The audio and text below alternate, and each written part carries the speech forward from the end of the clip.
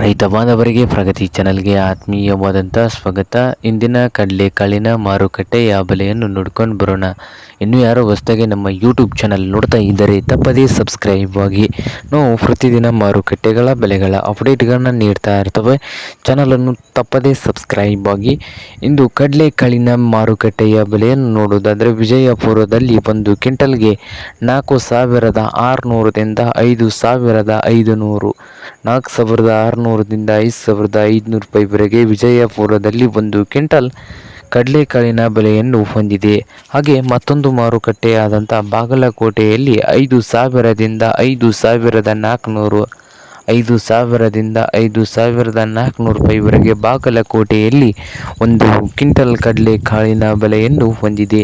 ಹಾಗೆ ಹುಬ್ಬಳ್ಳಿಯಲ್ಲಿ ನೋಡೋದಾದರೆ 3,000ದಿಂದ 5,500, 3,000ದಿಂದ 5,500 ರೂಪಾಯಿವರೆಗೆ ಹುಬ್ಬಳ್ಳಿಯಲ್ಲಿ ಒಂದು ಕ್ವಿಂಟಲ್ ಕಡಲೆಕಾಳಿನ ಬೆಲೆಯನ್ನು ಹೊಂದಿದೆ.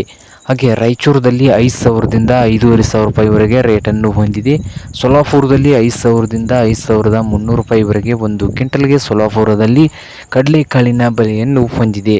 ಹಾಗೆ ಇನ್ನೊಂದು ಮಾರುಕಟ್ಟೆಯಾದಂಥ ಕಲಬುರಗಿಯಲ್ಲಿ 4,500ದಿಂದ 5,300 ರೂಪಾಯಿವರೆಗೆ ಒಂದು ಕ್ವಿಂಟಲ್ ಕಡಲೆಕಾಳಿನ ಬೆಲೆಯನ್ನು ಹೊಂದಿದೆ. ನೋಡಿ ರೈತ ಬಾಂಧವರೇ.